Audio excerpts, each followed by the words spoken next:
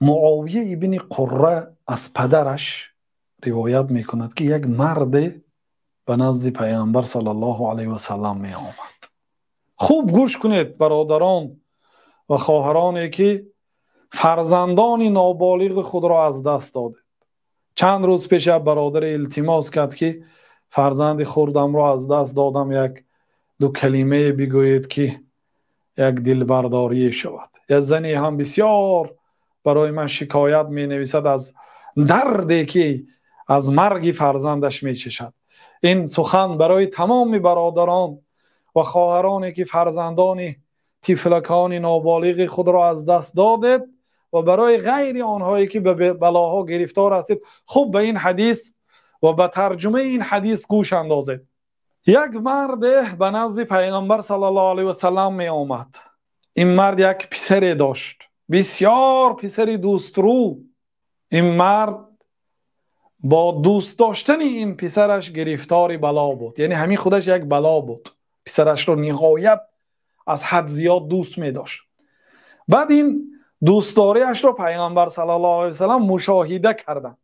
به مجلس پیامبر صلی الله علیه و سلم پشتاره کرده می آورد. این پیامبر صلی الله علیه و سلم مشاهده کردن، دیدن و گفتن که اتحبه، آیا این فرزندت را دوست می داری؟ فقال یا رسول الله احبك الله كما احبه. یا رسول الله، الله شما را دوست دارد خیلی که من این پسرم را دوست می دارم. سبحان الله. حتی این محبتی که به پسرش داشت به پیغمبر صلی الله علیه وسلم از الله تعالی تمنا داشت. حتی گمان نمی کرد که الله تعالی پیغمبرش را از او نسبت فرزندش دیده بالاتر دوست می دارد. ببینید، آیا دوست می داری؟ گفته پرسیدم. گفت که یا رسول الله، الله تعالی هم شما را همین خیلی که من این را دوست می دارم دوست دارد. ببینید چه خیلی دوست می دارد پسرش را. ففقده النبی صلی الله علیه و سلم. پیامبر صلی الله علیه و سلم دیگه اون مرد گم کردن، دیگه ندیدن. و پیامبر صلی الله علیه و سلم پرسیدن که ما فعل ابن فلان، پسری فلانی چی شد؟ فلانی کجاست؟ این عادت را حضرت داشتن. وقتی که یک صحابه را دیر باز نمی دیدن از حالتش پرسان می شدن. و درباره این حدیث ها فراوان است. در دیگر مجلس انشاءالله در این باره تفقد پیامبر صلی الله علیه و سلم دوستانشان را بیان میکنیم. چه خیلی پیامبر صلی الله علیه و سلم کیها را کی فلانی کجاست فلانی کجاست گفته پیامبر صلی الله علیه و سلم سراغ میکردن دوستان خود را. وقتی که پرسیدند قالوا یا رسول الله مات، یا رسول الله انا همون پسرش که بسیار دوست می داشت همون پسرش از دنیا گذشت، بنابراین او دیگه به کوچه نمی براید، او خانهش مبدل به غم خانه کرده است، همیشه گریان است، همیشه در غم و غصه آن فرزندش است. بعد پیامبر صلی الله علیه و سلم در حال همراهی صحابگان کرام به تعزیه گویی به خانه اون صحابی رفتن و خلاصه وقتی که رفتن دلبرداری کردند، او را در این حالتی وزنین دیدن.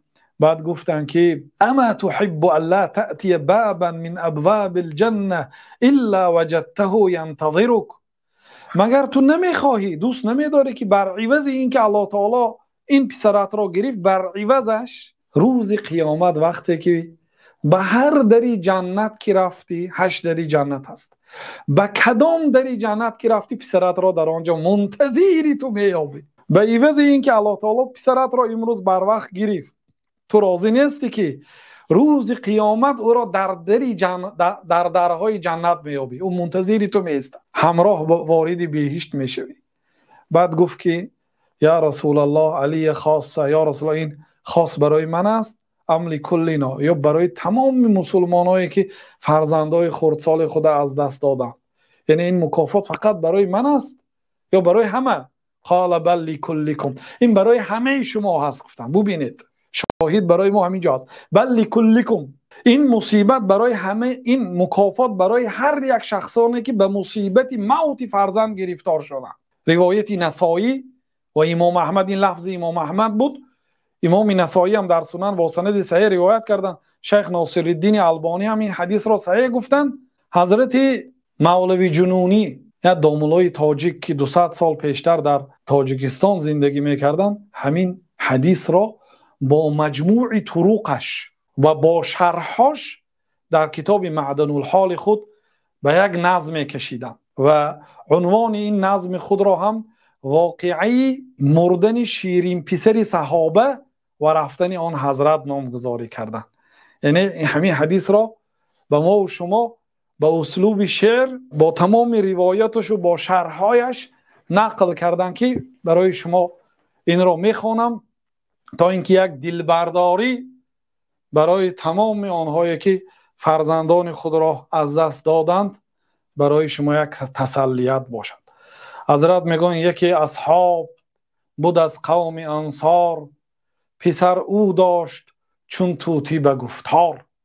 این صحابه از قوم انصار بود، یعنی مدینگی بود. یک پسر داشت میگویم مانند طوطی خوش چقچق، به دوش خود گرفته دائمان یار، رسیدی بر طواف شاه ابرار. همیشه این پدر، این صحابه پسر خود را به پشت خود پشتاره کرده میگشت است. همیشه هم نفس هم نشست از خودش دور نمی کرده است.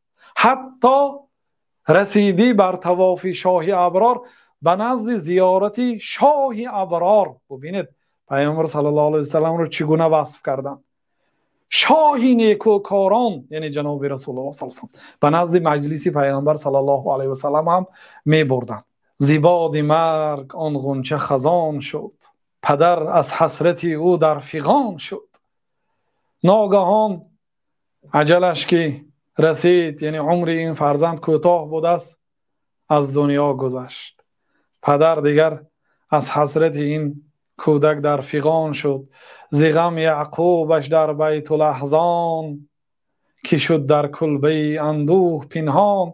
مانند حضرت یعقوب علیه السلام که حضرت یوسف را گم کرده بودند و همیشه گریه میکردند، خانه اش را، کلبه اش را مبدل به غم خانه کرد. گریه میکرد، در خانه اش می نشست، به کوچه نمی برآمد. به ناگاه سراغش کرد حضرت، ز روی کثرت و مهر و محبت. ناگاه جناب رسول الله صلی الله علیه و سلم سراغ کردن فلانی کجاست؟ گفته وقتی که پرسیدن ز یک یار بپرسید معدنی نور، ز یک یار بپرسید معدنی نور. از یکی از صحابه ها معدنی نور، کانی نور میگفت پیامبر صلی الله علیه و سلم. ز یک یار بپرسید معدنی نور، چرا شد آن فلانی از نظر دور؟ اون فلانی برای چی از نظر دور شد؟ نمی بیند، نمی نماید. بگفت او واقعی مرگ و مصیبت. این صحابه نقل کرد که به سرش مصیبت آمد. یا رسول الله، فرزند اون دوست روی و اون فرزند جگربندش از دنیا گذشت. بگفت او واقعی مرگ و مصیبت، روان شد سوی او فی الحال حضرت. در حال جناب رسول الله صلی الله علیه و سلم به نزد آن صحابه رفتند. ببینید برای تعزیه رفتند. واقعا اگر جناب رسول الله صلی الله علیه و سلم به خانه شخصی که به مصیبت گرفتار است به تعزیه آیند، سخنهای بهترین را در این دنیا پیغمبر صلی الله علیه و سلم گفتند، هم به شخصی مصاب، به شخصی که به بلا گرفتار شد، هم به غیری. بهترین سخن را از مخلوقات این پیغمبر صلی الله علیه و سلم گفتند. غیر از این تعزیه که حالا میگویند، همین از دری شما اگر به سرتان مصیبت رسیده باشد و از دری خانوادنتان جناب رسول الله صلی الله علیه و سلم اگر برای تعزیه، برای تسلی، برای دلبرداری اگر واری چانی خودش تعزیه هست. روان شد سوی او فی الحال حضرت، بدیدش در غم و اندوه غرقاب. روان از دیده پر حسرتش آب. وقتی که دیدند که در مصیبت گرفتار، از چشمش آب فراوان، چو دیدش مصطفی بسیار غمناک، ز حسرت ها گریبان و دلش چاک. بفرمودش به لطف و مهربانی، چرا غم میخوری تو ای فلانی؟ دلبرداری کردن، برای چی غم میخوری، برای چی مصیبت میکشی؟ گفته یعنی که اون حدیثی که در بالا آمد بیان کردن که این کودکت فردا روز قیامت برای تو شفاعت میکند. بنابراین گفتن که بکن شادی که در روز قیامت تو شادی کن، خرسند شو به مرگ فرزندت که روز قیامت تو را او بیگناه سازد شفاعت. بکن شادی که در روز قیامت تو را او بیگناه سازد شفاعت. تو امروز خرسند شو که اون کودک بیگناه روز قیامت تو را شفاعت میکند، او روز بکار می آید. بگوید روز محشر حی قیوم به آن کودک که رو ای طفل معصوم. روز قیامت الله تعالی با آن کودک میگه که ای طفل معصوم، ای طفلی که حالی گناه نکردی، درآ در جنت الفردوس، درآ در جنت المأوا خرامان، ز دنیا آمدی به جرم و عصیان. رو به جنت درآ. به کودک خدا میگه به جنت درآ چون که تو از دنیا بیگناه به جرم و عصیان به نزد ما آمدی. بگوید کودک ای خلاق داور، به دنیایم پدر بودی و مادر، کشیدی مهنتم آن دو جگر ریش، به امیدی که بینم راحت بیش. بعد کودک به الله تعالی خطاب میکرد است، میگوید که پروردگارا اون پدر و مادرم بودن در دنیا، مرا به امید به وایه رسانیدن، مرا به امید کلام کردن، به من مهربانی کردن تا اینکه من روزی به آنها خدمتی کنم، دستگیری کنم در دنیا، با امیدی که بینم راحت بیش. مرا کشتی ز من گشتن محروم، نکرده خدمتی ایشان شدم گم. تو مرا بر وقت جانم را گرفتی، من خدمتی پدر و مادر نکرده از نظر آنها غایب شدم. جگرهاشان ز مرگم شد دو پاره، ولی در حکم سبحانی چی چاره. ببینید جگرهاشان ز مرگم شد دو پاره، وقتی که من وفات کردم آنها از گریه جگرهاشان به دو تقسیم شد، ولی از حکم سبحانی چی چاره. وقتی که الله تعالی حکمی را خواست، چخیلی که در مسندی در مستدرک حاکم آمده است، جناب رسول الله صلی الله علیه و سلم به الله تعالی خطاب کرده گفتند که عدل فی قضاءک، حکم تو در بالای من عدالت است. ای الله، وقتی که بر سری من مصیبت میفرستانی، بلا میفرستانی، یک دوست داشته مرا از دستم میگیری، مالی مرا میگیری، منصبی مرا میگیری، خانه مرا میگیری، عدل فی قضاءک، حکم تو در بالای من عدالت است. تو ظلم نمی کنی. الخیر کله فی یدیک، نیکی همش در جانب تو است، در دست تو است. و شر لیس الیک، بدی از تو نیست. این است اعتقاد مسلمان. بنابراین میگوید که جگرهاشان ز مرگم شد دو پاره، ولی در حکم سبحانی چی چاره. الله تعالی که حکم کرد ما باید راضی شویم، چاره نداریم دیگر. مرا گر میکنی خشنود شاه، به من کن آن دو را امروز همراه. ای الله، اگر تو خواهی که من خرسند شوم، امروز مرا تنها به جنت نفرستان، بلکه به من کن آن دو را امروز همراه. پدر و مادرم را همراهی من، این شفاعت است، همراهی من به جنت بفرست. روم همراهی آن هر دو جگرسوز، کنم فرزندی آن هر دو امروز. اقلا امروز من حق فرزند به جا آورم. در دنیا نتانستم، لیکن امروز اگر شفاعت کنم و آنها به طفیل من، به سبب من، به سبب شفاعت من اگر واردی بهی شوند، کنم فرزندی آن هر دو امروز. امروز من یعنی میتوانم گمان کرد که فرزندی آنها را به جا آوردم. که تا گردد حلالم شیر ایشان، بکن یا رب مرا دستگیر ایشان. تا اینکه شیر آنها برای من حلال باشد، امروز ای الله مرا دستگیر کن، مرا دستگیری کن، این اجابت کن خواهش مرا تا اینکه من آنها دستگیری کنم. نباشد گر به هم آن هر دو دل ریش، به جنت کی گذارم مقدمی خیش. اونها اگر به جنت روند من نروند، من نمیروم، قدم خود را نمیگذارم. به هر جا که بود آن سینه چاکان، مرا هم کن الهی همراهی آن. منو هم هر کجایی که پدر و مادرم باشه، مرا هم همانجا گردانه الله. شود فرمان از لطف ذات الله، که سازد والدینش زود همراه. از الله تعالی فرمان می آمد است که والدین این کودکم همراهش کنید. بدون در این هر یک پدر و مادری که فرزندان خود را از دست دادید، انشاءالله روز قیامت فرزند شما را شفاعت میکند. بنابراین صبر به مصیبت کنید و طبق فرموده شریعت در حالت مصیبت چی باید کرد آن را اجرا کنید.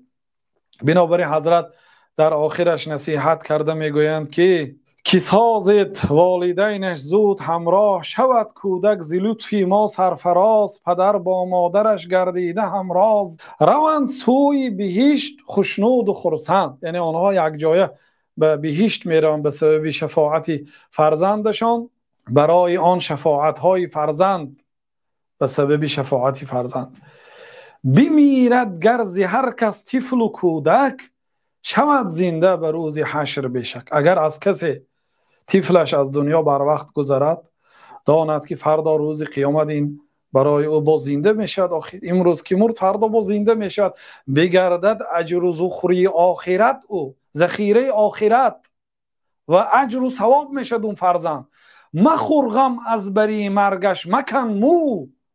وقتی که فرزندت از دنیا میگذرد، برای مرگ فرزندت غم مخور، مو مکن.